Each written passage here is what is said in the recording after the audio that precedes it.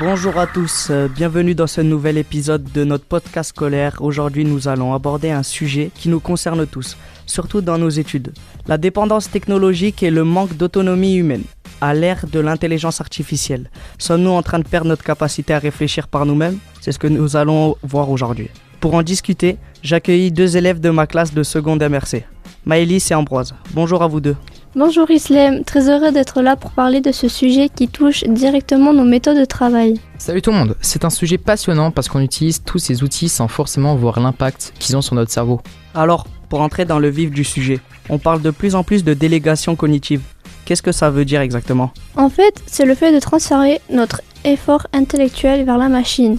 C'est comme un muscle, si on n'utilise plus, il s'atrophie. Le cerveau est naturellement économe en énergie et préfère la facilité. Avec l'IA, on ne cherche plus l'information, on la reçoit toute prête, ce qui court-circuite notre réflexion. Exactement. Le problème, c'est que cette dépendance peut mener à une perte d'autonomie. On devient incapable de valider si ce que l'IA raconte est vrai ou faux. On finit par faire une confiance aveugle à l'algorithme, même quand il se trompe.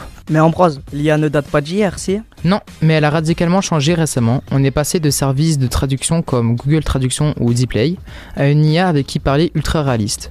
Avec l'arrivée de ChatGPT en 2022-2023, avant, avec Google, on restait actif dans notre recherche. Aujourd'hui, l'IA génère du texte, des images et même du code à notre place. C'est une véritable révolution qui s'est infiltrée dans nos gestes les plus ordinaires.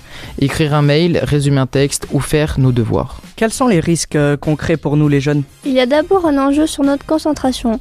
On parle du TikTok brun. À force de consommer des contenus ultra courts, notre cortex préfrontal devient paresseux. On a de plus en plus de mal à suivre une argumentation longue ou complexe. Il y a aussi l'enjeu de la créativité. L'IA travaille à partir de ce qui existe déjà. Elle fait des statistiques. Si on ne fait que utiliser, nos idées risquent de se ressembler.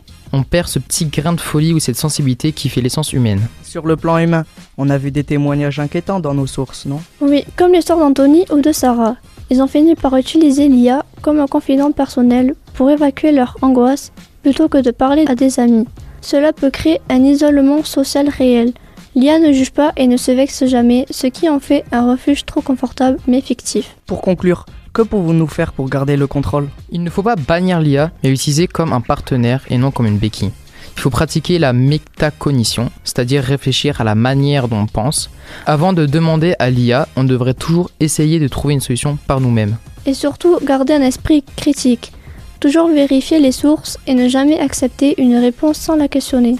L'objectif, c'est que la technologie amplifie notre intelligence, pas qu'elle la remplace. Merci beaucoup à tous les deux pour ces éclairages. Quant à vous, n'oubliez pas, déconnectez-vous de temps en temps pour laisser votre cerveau respirer. À bientôt pour un prochain épisode. Les productions réalisées par les élèves sont également disponibles en podcast. Cliquez sur pontacradio.fr pour les réécouter.